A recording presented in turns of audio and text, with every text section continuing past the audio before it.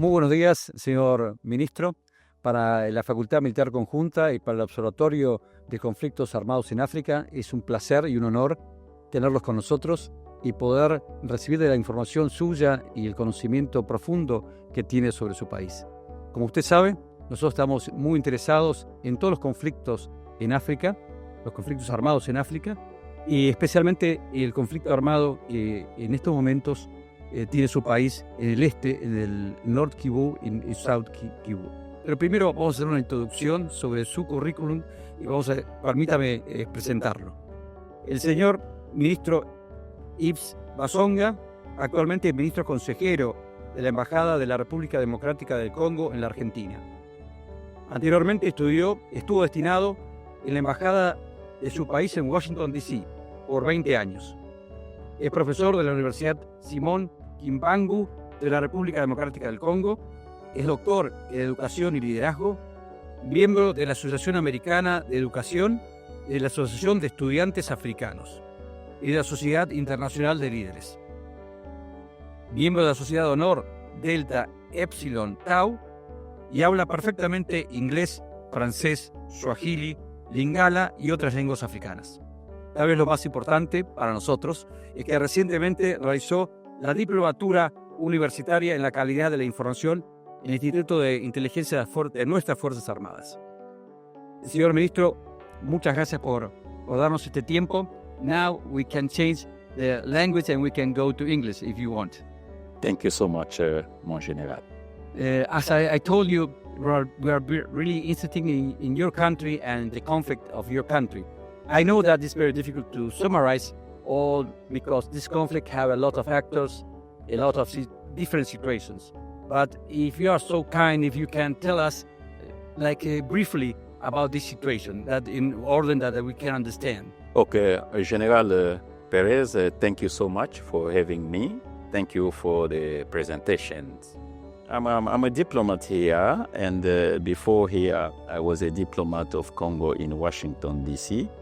And beside that, I'm from eastern part of Bukavu. I was born in Bukavu. I went to school in Bukavu. So I have an idea of the problem which is going there. So right now, the government of Congo is working on the cause of the problem because it's almost 30 years we're in problems. People are being killed, and now we have almost 5 million of Congolese who are dying for this war. And besides the murder which is going on there, we have at least 5.6 displaced people. So how the problem started? The problem started in 1994 when the president of Rwanda and Burundi were killed. And when they were killed, the populations in Rwanda, which was majority at that time, they were upset. And the president of Rwanda who was killed was also Hutu. In Rwanda, you see, it's very difficult at right now to talk about the problem of Congo without mentioning the Republic of Rwanda, because the problem starts from there. And the problem from there comes to Congo and cause this killing we are having right now in Congo. So, in Rwanda, there are 3 tribes. They have Hutu, Tutsi, and the Twa. Twa, they are minority, but people don't talk about them. But the majority is the Hutu and the Tutsi. So in 1994, when the president of Rwanda died, was killed by airplane crash, and the Tutsi who were there were killed by the Hutu for the revenge. And then the Tutsi, which the majority were outside, especially in Uganda. They came to help the people. Of course, they were prepared to one day to take the power. And the pressure, the Congo at that time was a Republic of Zaire. Received from international community, it was to receive the Hutu. So to stop a genocide, because the genocide had started in Rwanda. And myself, I'm from Bukavu, and I have cousins who were killed in Rwanda at that time, because people from Bukavu, they went to Rwanda for some of them, they went to Rwanda for job teaching as a professor, and I have cousins who died there for the genocide which happened in Rwanda. So we accepted those Hutu. They were majority. We accept them, and the Tutsi, they were coming very strong, military, very strong, with the support of other neighborhood countries. You have Burundi, you have Uganda. And then they enter Congo. They enter with the munitions. They enter with everything they fly, because the capital of Kigali and the Bukavu is like 4 to 5 hours by driving. So all of them came. And there, I saw it because I was in Bukavu at that time. I saw how they were coming. But, you know, the life of refugees is refugees. So they have a dream of one day to return to their country, because they were majority and they had the power for a long time. And then the revenge came, and we heard that sometimes they organize themselves, they go to Rwanda, they kill, they came back, because the dream was to return back. You know, refugee, when people go to another country as refugees, they have hope one day they will return to their country. But the international community, they didn't do too much to stop the genocide. They didn't do too much, so they feel on side of Tutsi who were killed. But the Tutsi took the power. And when the Tutsi took the power, they organized the country. They organized themselves. They received help from our international community. They build the country. But they feared that the Hutu will come. So the Hutu who were poor, they stay in Congo. Those who was rich, they went as a country. They are not only in Congo, they are in other parts of Africa, in Europe, even in the US. We saw some professors who participate they were in Rwanda at that time, and they are being deported by accusing them they were part of the genocide. So, entonces, I'm sorry, mon general, sometimes I will use also Espanol. I'm not good at so I'm sorry if you got that. So what happens is they organize themselves. They organize themselves in Congo, and they call FDLR.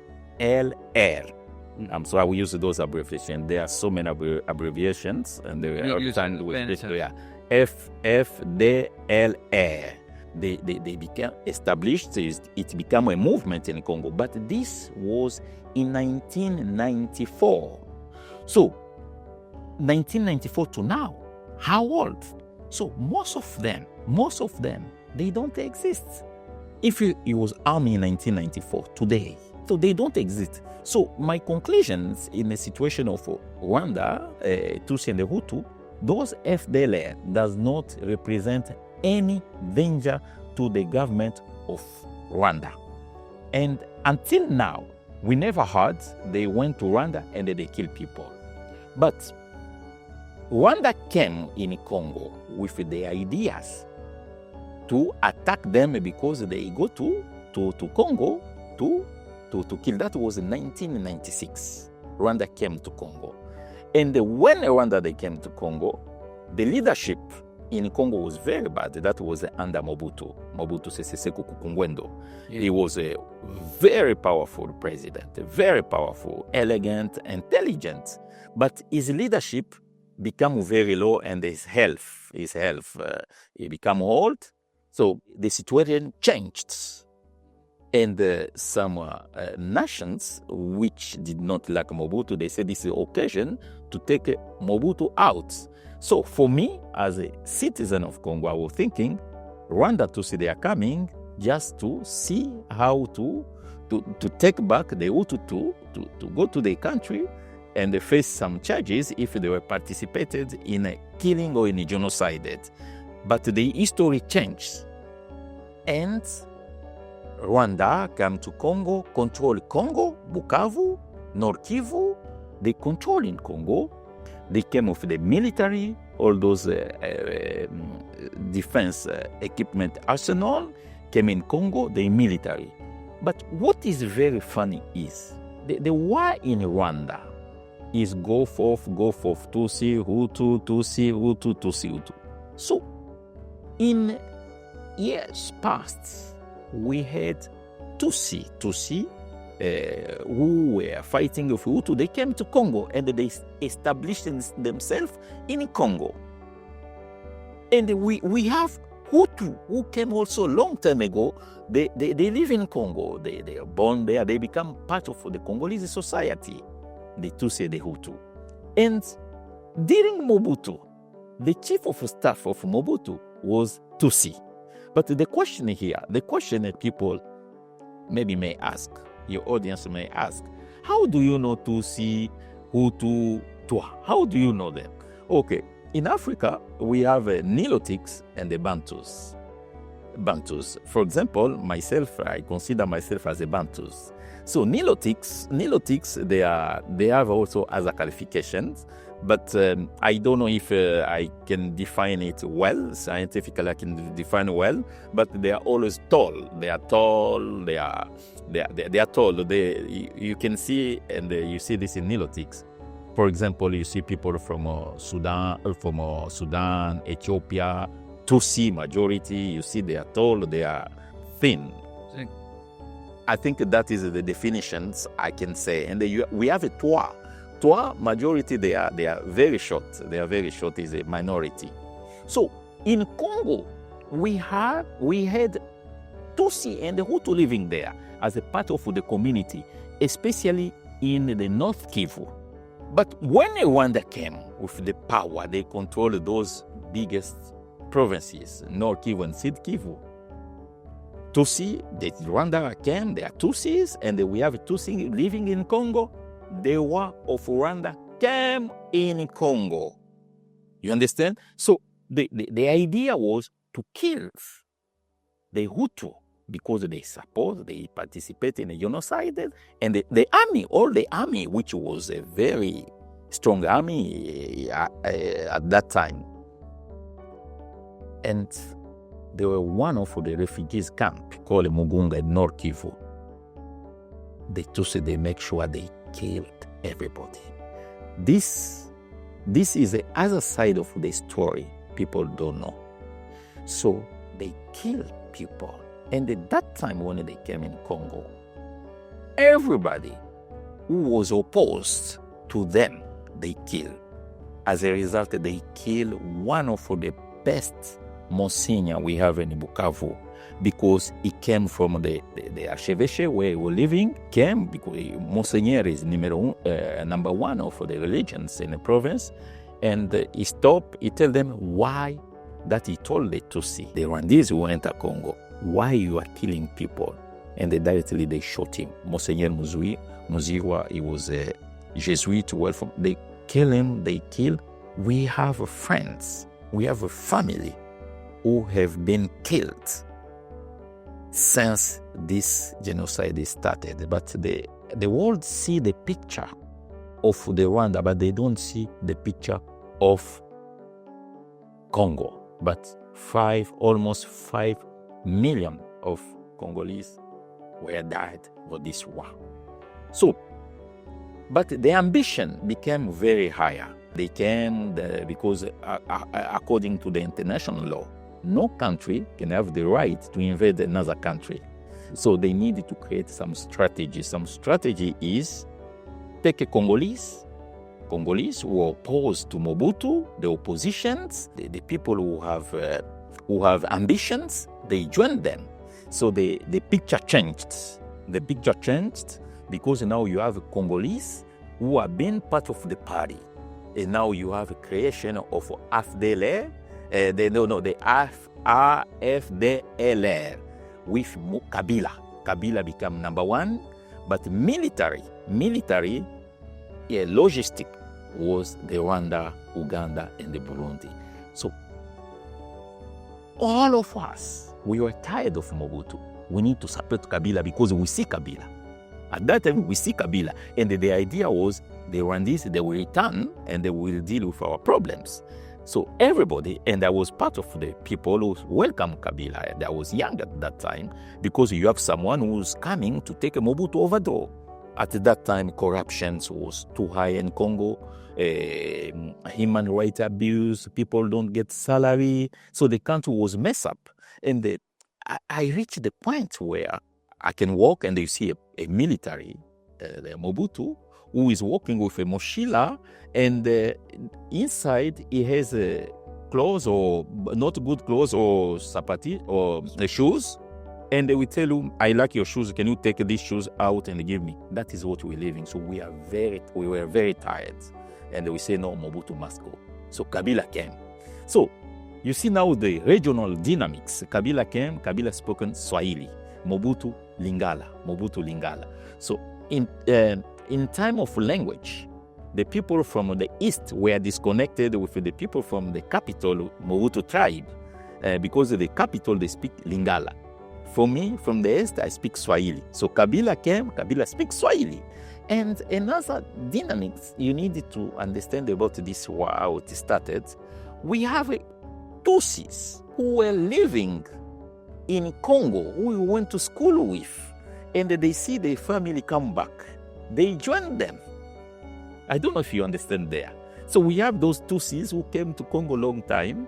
And in 1996, when they see the other Tutsi come from Congo to attack the Hutus, the Tutsis, the Nilotics, Congolese, they joined those forces. So people from Bukavu become connected. Their friends were part of the joining to take Mobutu out. And then Kabila coming as number one of the movements. AFDL, not FDL, AFDL. So they go progressively, they overthrow Mobutu. And the President Mandela, the South African Union become involved. They were trying to do some mediations, but Kabila got support from the US. And this is what they say. There was one of the US president candidates at that time. He was ambassador of the US and United Nations. He went to talk to Mobutu, and they said, Mobutu, if you don't want your body to be on the street, you need to go. So Mobutu left.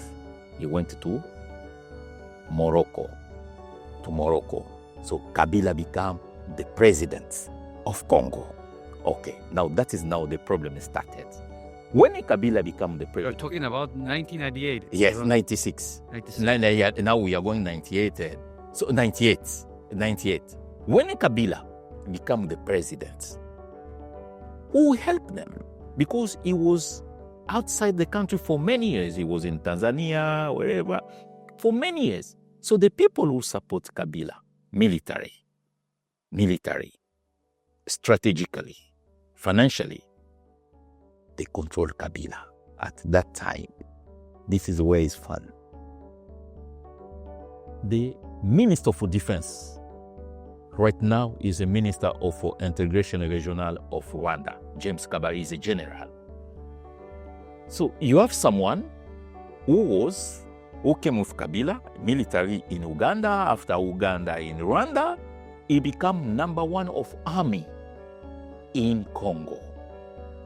Minister of Foreign Affairs, what we call Tutsis living in Congo. So they control the country. And the Congolese start realizing, we're thinking Kabila will take the full control of the country. But we are seeing now, Rwandese, right now I'm talking to you, mon general. Someone who was chief of defense of Congo is a minister in Rwanda right now. And not a easy minister. His name is James Kabarebe. Even he just gets sanctions by Trump.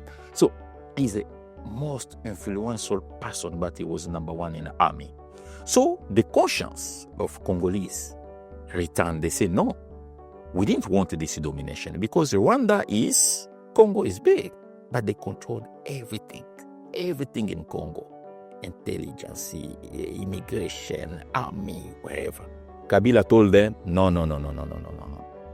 You need to go. Thanks for helping me to be where I am. and if there is a bills, I will pay it. But Congo is a blessed country. Congo is so rich, And they left the capital, they went back to Goma. That in 1998, they created another movement. Now we have some people, those people, when I mean those people, normal, there are some Congolese, but the control came from Rwanda and Uganda. So in 1998, they created another movement called RDC. Is another movement. So we have AFDL, RDC. But Tutsis, they created. And you know what? Some Congolese also who were pro-Mobutu, they joined them because, as I said before, you need to count. The international law will not let some people come. You need to make sure exactly what is going on.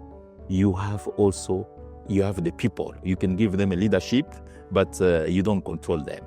And then some people who work with Mobutu, well-known minister, they join FCD. So Kabila was killed in 2001. Kabila was killed. His son, Joseph Kabila, became the president. So Joseph Kabila negotiate with them. Okay, we need to unify the countries. They came. And this is the problem started. One of the conditions they ask, we need our people to join the Congolese army. That is now we are now, today, November 11, one of the conditions that they are asking us, the militia can join the army. I don't know if you understand now where we are. I understand that also after the agreement, no? Yes, after the agreement. Yeah. But because we need to unify the country, we say it's okay, but who are those people? There are people who came from Rwanda. There are people who some Nilotics. When I mean that is not a part of the discrimination, but I want you to understand, they join our army. And when they join our army, you see someone who was a corporal in Rwanda become a general in Congo. Is why our army has all the criticism existed in the world. So you have the leadership, which is pro-Rwanda, and the Congolese leadership, that is a law. And if the Congolese, they know you are very smart, military, well-trained, you know what will happen to you. So they came in Congo, they become ministers, and the one we say was the chief of army returned to Rwanda. He became the minister of defense in Rwanda, James Kabarebe. You understand? He returned. So right now he's in Rwanda, but they put some Rwandese, some who came in Congo a long time ago as refugees, but they work for Rwanda. So now we have RCD, but Kabila problem after negotiation failed problem Kabila with the group. We have CNDP, another movement created, and the same place is Goma. Goma is close North Kivu. Goma is a capital of the North Kivu. Goma is have a border with Gisenyi, and the same we have AFDLR, okay, but RCD, CNDP, the same philosophy, the same request. They are asking what they used to ask. So it's just the name which changed, but the leadership stay the same. So, and we got help from the international community. Now they start to understand the problems, and sometimes they are with us totally. Sometimes they need to start much. You know, the war is some things which you can start easily, but to finish the war is not easy. It's not easy. It takes time. And when the people will start, will need to catch all the picture of what is going on, they need to understand, to study, to understand, and then make a decision. So the Bosco Tanganda was in sanctions in an international court. They arrested him, and then now he's in La Haye, in Holland because they arrested him. And you know what is surprising? He said he speak in Kinyarwanda, he present himself as a Rwandese, and his military title become known, but in Congo he was general. Can you imagine there is a well-known movie titled Terminator, as Jean-Claude Van Damme, wherever. So that was his nickname. So that means he committed so much crimes in the region. No fair. He killed so many people. So so problem started, and then we have M23 come. The same ideology, but the leadership change. Because there was a time, and I think this is also some of the mistake we made, I'm sorry to say that, is we used to think if you need a really power in Congo, you must be in good relation of Rwanda. But that was not really how it should be. So because we have those movements being created, they just the name, but the leadership is not controlled by Congolese 100%. The leadership came from Rwanda and so on. So we have M23. M23, they asked, we need another issues. The another issue, maybe I passed that, but I will explain to you. They ask integrations of the military to the Congolese army. We can accept, can do things like that. They ask to be part of the ministerial architecture of the country. They want to control some companies, but we accepted because we want them to be there. Then M23, in certain of time, we didn't hear them, but they were influenced directly or indirectly, but they are part of the Congo. We have those we call them Congolese. Now I don't think I will say they are those Tutsis who live in Congo for many years. We can say they are Congolese, but the behavior they are doing, sometimes they have hardly to condemn what is going there. And the population, the local population, connect them with Rwandese because of some behaviors. So now the situation is after the elections, Felix Tshisekedi the actual president, he wanted to put the country together. So the first things he did, he went to our neighborhood country. We have 9 neighborhood countries, African neighborhood countries, which we share borders. We have Rwanda, Burundi, Tanzania, Zambia, Angola, Republic Centrafricaine, Congo Brazzaville, and Burundi also. So he went to them and they said, okay, I have the power, we need to work together, we can do business together, whatever we can do. He did that. And but things change because the problem we are having now is the opposition, which Felix came from the oppositions, long living in oppositions, the relations with the former president, Kabila, who was in power for 18 years, and the actual president, the relation is not good. The former president joined the M23, which nobody can understand, because he was one of the person who fight the M23. So how can you join them? So what is amazing, you cannot even understand, the president of the electoral commissions of Congo, who has everything, created, we say that, he created also AFC, another party which now is working with M23. And now the Congolese, is a Congolese who was the president for electoral commissions, is working with M23. So what they are trying to do? There are some relations with Congo and Rwanda is very bad. Even we expelled the ambassador of Rwanda in Congo. So for me now, this is my opinions. I think the president of Rwanda, he wanted to show that he's a powerful president in the regions, so he's supporting 100% the movement. We have now the former president, which joined, which is a movement.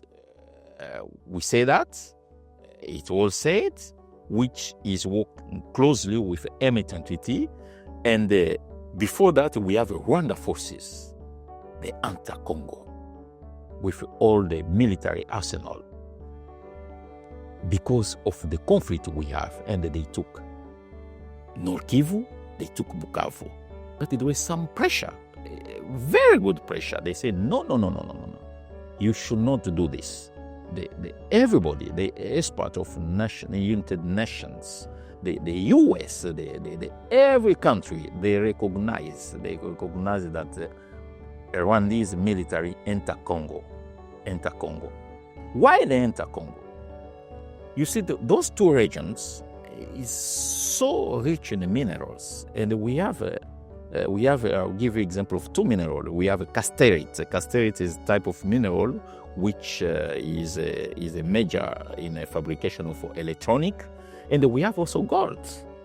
And also Rwanda airline, Congo is a huge in markets, and many people from Congo, they use, for example, Rwanda airline, and we have those exchange borders, everything. So there is a really, you see, the economy was there. And when we ramp the relations, we didn't ramp it 100%. But when you expel someone ambassador, that means there is some. The pressure came. No. You should not do this. You should not do this. And for us, representative of the countries, we did also some work to say the truth. And before, as a diplomat, I was not totally 100 free to condemn Rwanda. We used to have a reserve. So with Felix Tshisekedi, the actually president we have a power to say no, to explain to the world, this is the problem. But before, the narrative was there, but it was not as it is today. And it's why today I'm here to talk to you, to tell you what is going on. But before, I should not. But for me, I'm from the eastern part of Congo. I see how people are dying. I see how my family is being affected. And if I have any opportunities to explain to our friends, to explain to people who can help us, I will do it.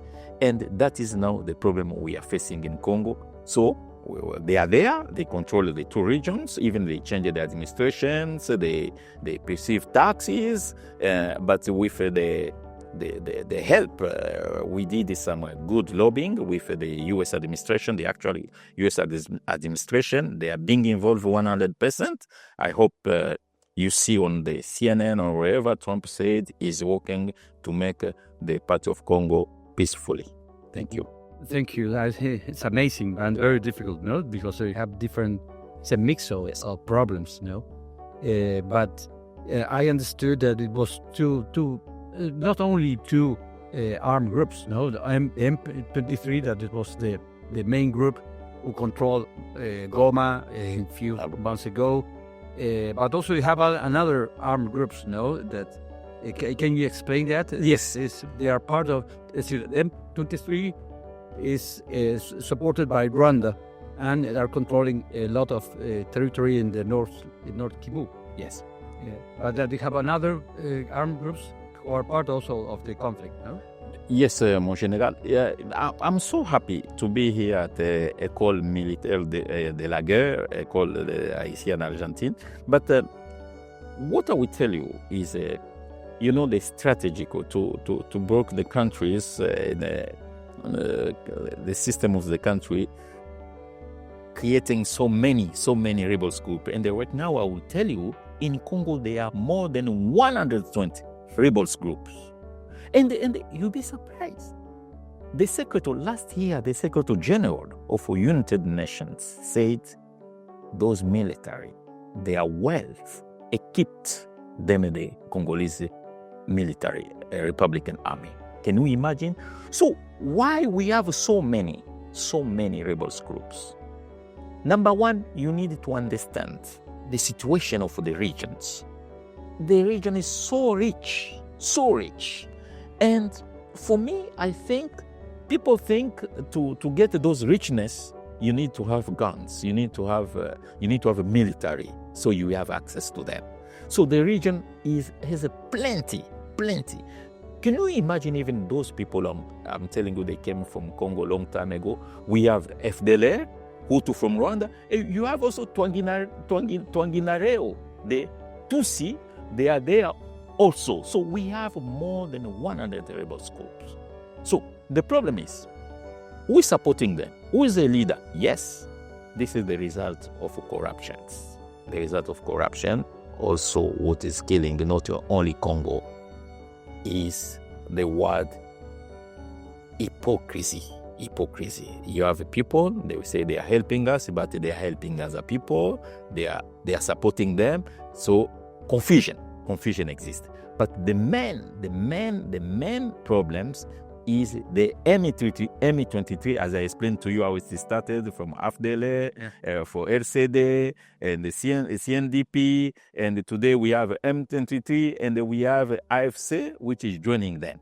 So we have so many. And those groups, they focus on mining sectors because there are so many mines. So they are controlling them, so many. But you see, for example, a general has his own rebels groups.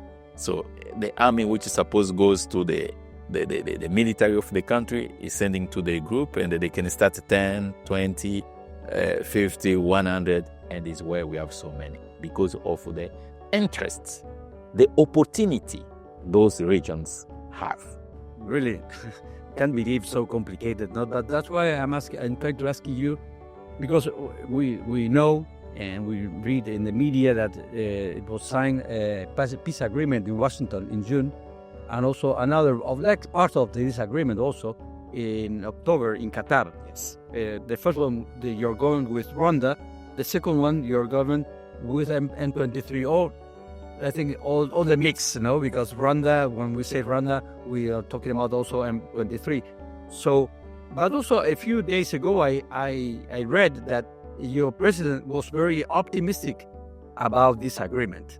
Do you think that it's possible to at least to reduce, I'm not saying to stop the violence, but to reduce this violence, the violence and the conflict with this agreement? Yes, thank you for the questions, but this I will give you my thinking. En general, even being a diplomat, also I'm a researcher, I'm a professor. And when I talk, I give presentations, I give it as a educative way. So what you should understand is my own experiences, because I saw the first war when it started from 1994, 96, I saw it. The way I saw this one was coming, the way I saw it and the experiences I have, I will not think today I can be in front of you, because the first time when I saw it started from Kivu to Kivu until it reached Kinshasa. So this one we saw, it started from Goma went to Bukavu, and they are going slowly.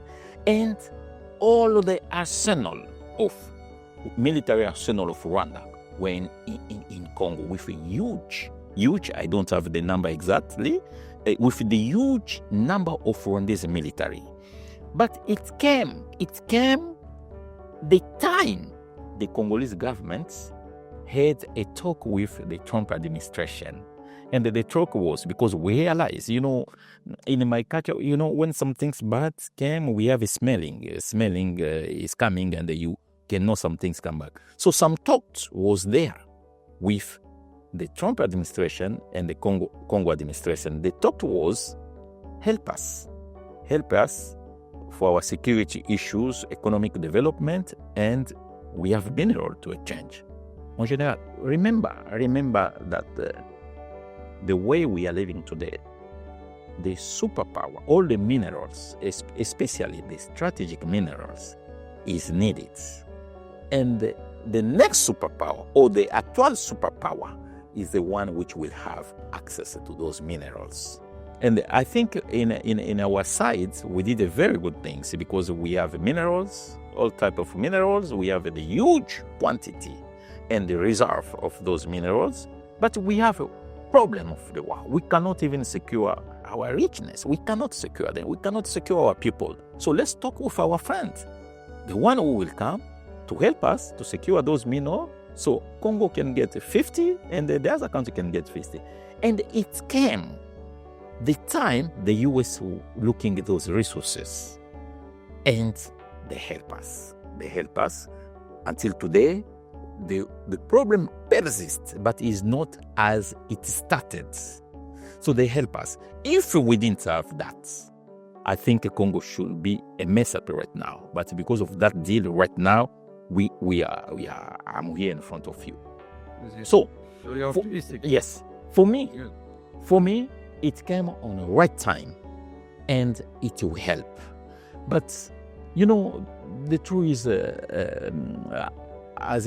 I have experiences. This is not the first time this situation coming in Congo.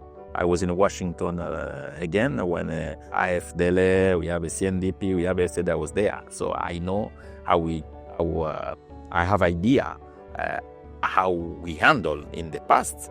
But right now I'm not there. But we talk to friends, we talk to specialists from the Congo, from the US, and we discuss.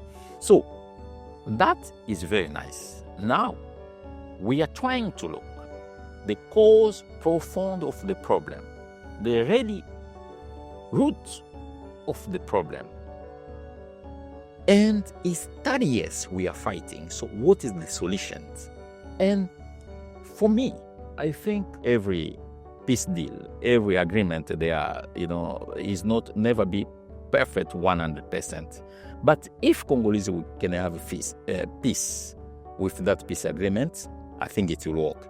But we are trying. There are some issues. Number one is the security issues, which is okay. When I talk about security, there are people who think security is just intelligence, military, police. No, security, it means a lot. Security sectors, even the water we are drinking, is a part of the security. Construction of road is a part of the security. And that is the package we are doing with the US. It will give US investors the opportunity to come to Congo, create companies, create a job opportunity for Congolese. Because we share border with Rwanda. It will remain. Nobody will take it out.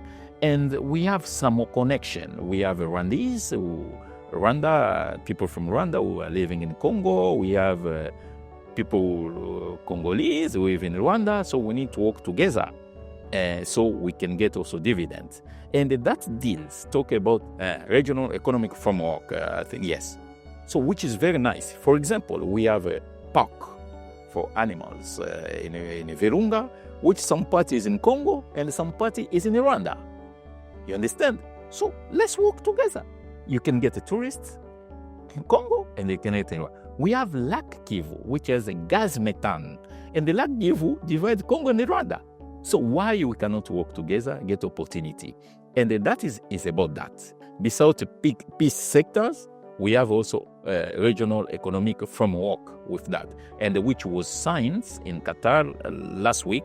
And some negotiations were because Qatar is involved also for the peace process in of the problem of Congo.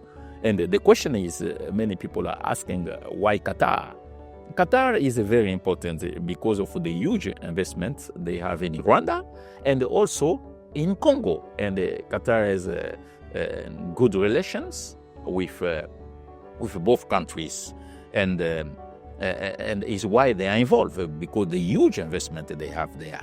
And so far they sign the document. I think is the beginning of this week in Qatar.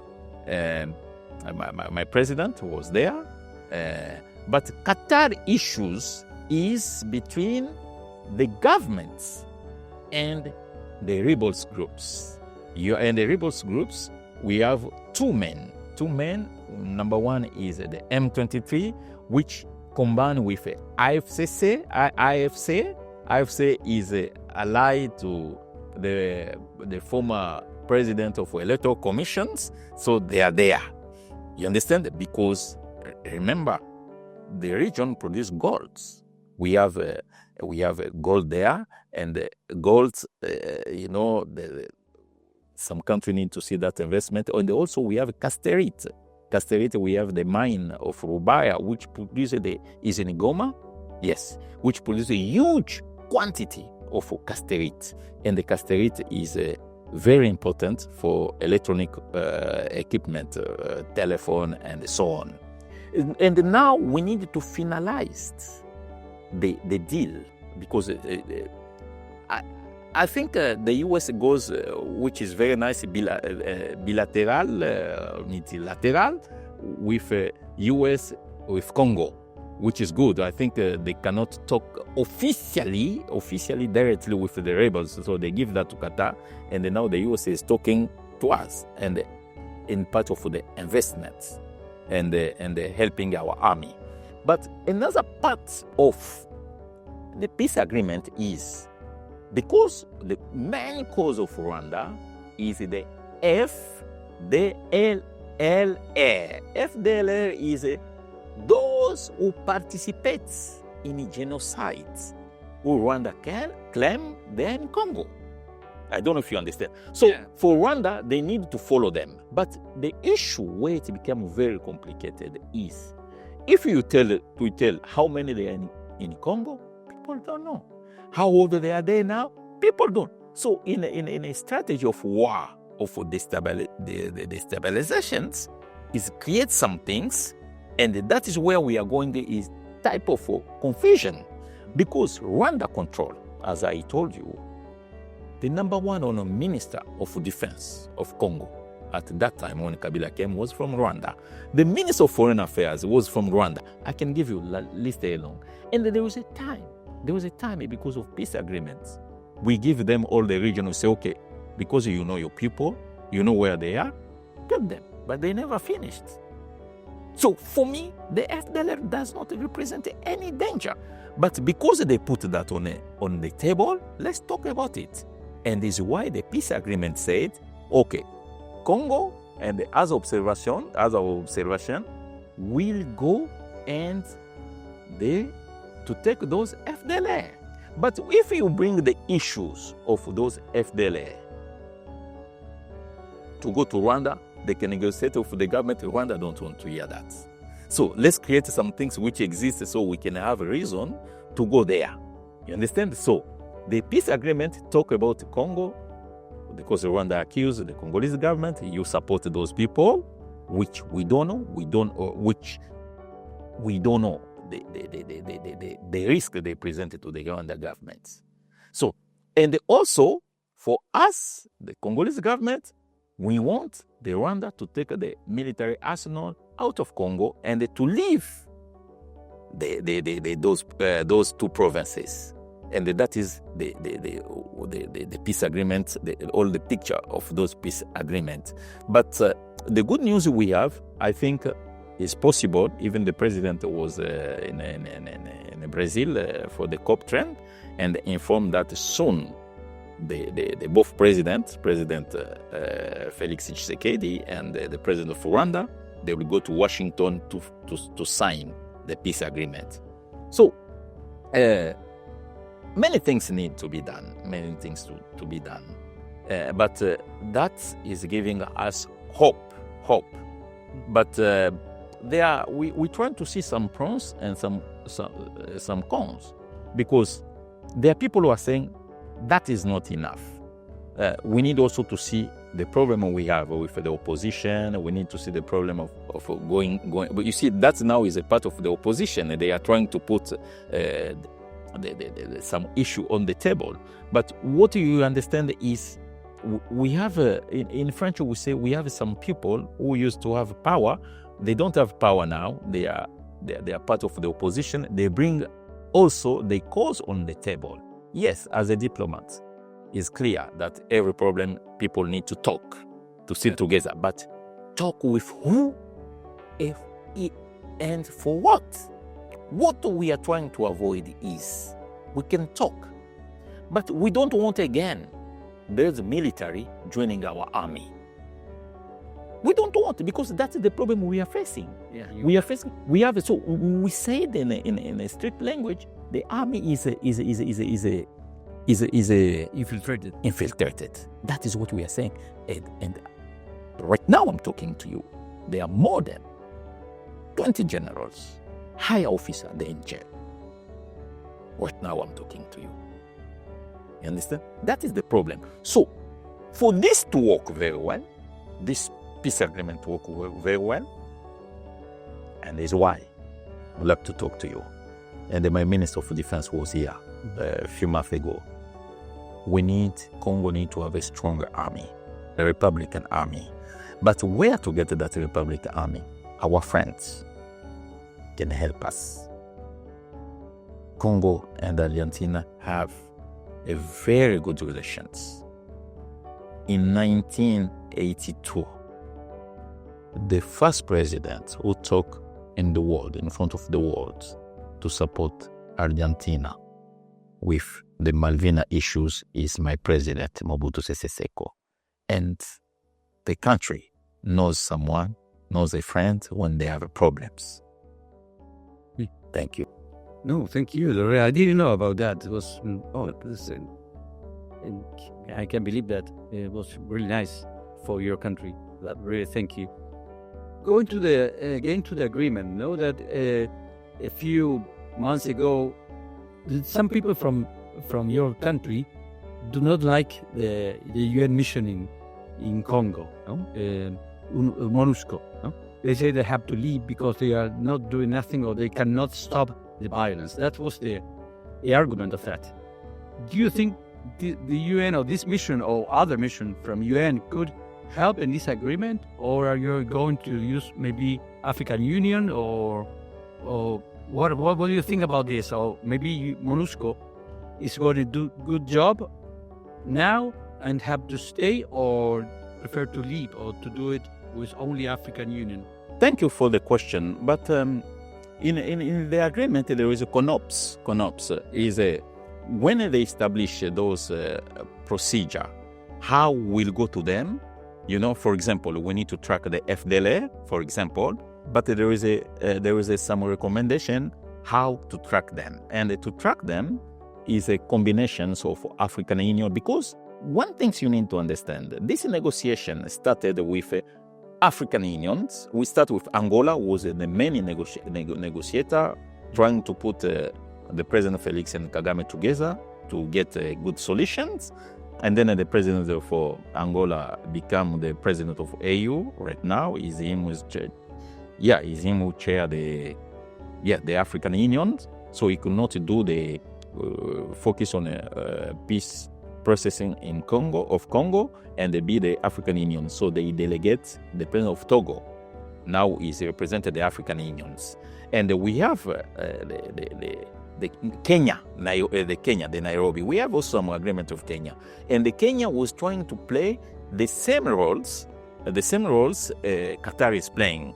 You understand? So the beginning, the problem was the issue was, let's put Congolese problem, African problem to African perceptive, African solutions. So it didn't work with Angola, because there was a time President Kagame was invited to Rwanda to sign for the peace deal. He didn't show up. And also Kenya, some issue came out, and some trust was not there. So in short, I can say it was very difficult to get the solutions of the problem to African. But the truth is they are being involved. You see, South African were killed there in the regions. Tanzania were killed there. So we don't know what happened. So for me, Mon General, what I will tell you, the issue is, you see, when you have one finger, which is problems, it hurts, the pen goes to everywhere, and they can go to all the body. You see, the small problem you may have on the fingers can affect all the body. And the world is facing so many problems today. You have problems of terrorism. You have a problem of invasions as a country. Invade as a country. We have a problem of climate change. We have so many problems. The solution is not only one country, because one problem can affect all the regions. So the problem of Congo is facing now is affecting a region. So the solution must be multi-dimensional. Yeah. MONUSCO is very important, but what will be the role of MONUSCO? If you have MONUSCO, the contributions of the peacekeeping in the world, the U.S. itself contribution is 27% of the budget. So if the U.S., for example, cut the budget, how? What will be? What will be? And we don't want the country which will just send the people there to wear the blue. No, I don't say we don't want. I say I'm responsible of what I just said. It's my wish. So here I don't talk on behalf of the government. I'm talking as a researcher, as a professor. So we don't want someone wear the blue cast, but he's not a professional. We need some people who are being trained in saving life of people, helping people, protecting people, who understand the international law. We need those type of people who are being well trained. We don't need the international community to put much money there and the people are being killed. We saw it. I saw it. Where someone is being killed and someone is there with the blue cask and don't do things. And when you tell him, why you don't do things, you don't protect, oh no, I don't have that mandate. So for me, the peacekeeping is important in the world. In the world is very important, but give them what they need, the training, the equipment, and that will be good. That will be good. Solution of the problem is facing today. The solution is not for one country. It must have multi dimensions, implication. So for me, MONUSCO is crucial. But which type? Provide them the necessary needed. And also they will come there. Which resolution of the United Nations? To observe? To protect? Don't know. Yeah, it's a big challenge. Yeah. There's a challenge and the discussion about the UN missions, no? Especially the protection of the people, no? But it's very difficult, no? But I hope UN. I think it's better to keep UN or MONUSCO, no? Yes. But I think it's better that with MONUSCO than without MONUSCO. I think sorry, it's my opinion, no? But anyway, I hope the UN could do a good job in the future in the framework of this agreement. No, I think they could participate. But also, as you said, that we talked before, no, that I think the African Union have to be bold also in this agreement. It's very, very, very bold in this one. I love African Union. It's African. I'm African, so I love it.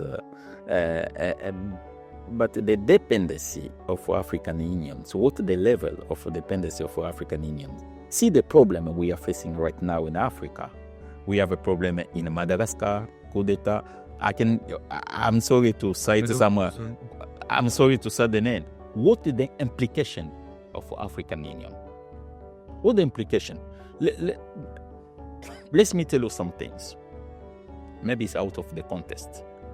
When Muammar Gaddafi was attacked,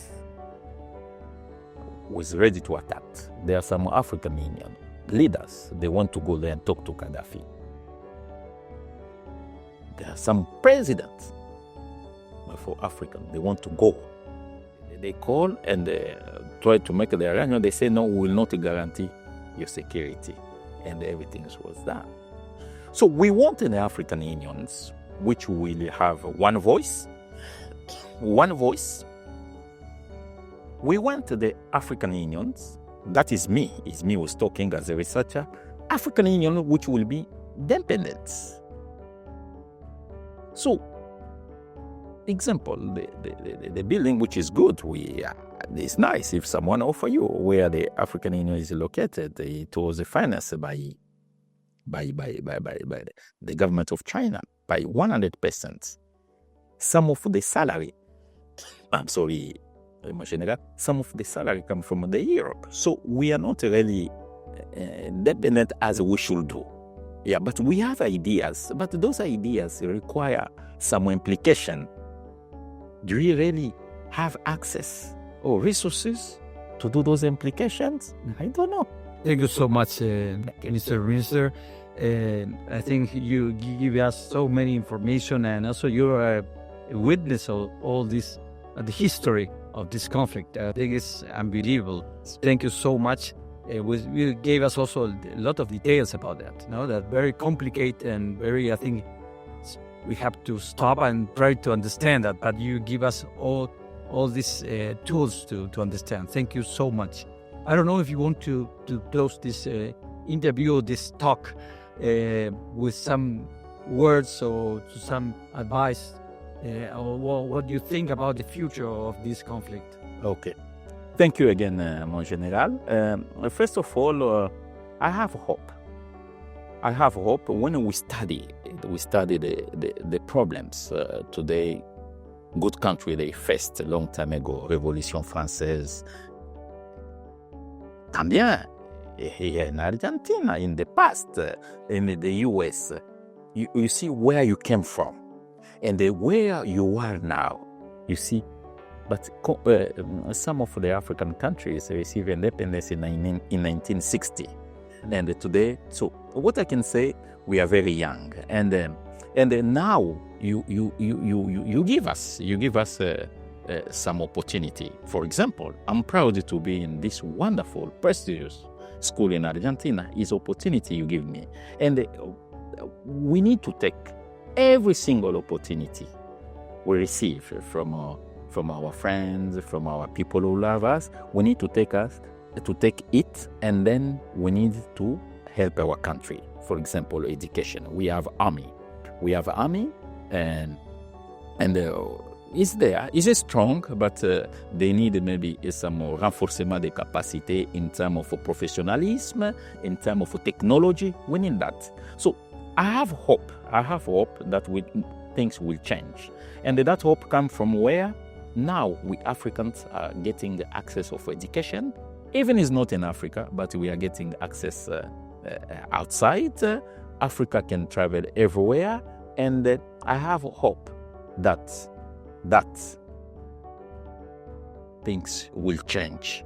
It will take time. Change never be easy. Change is a process. It will take time. And I have that hope that Africans will be a good place for everybody to live one day, especially Congo. Thank you so much. Thank you so much.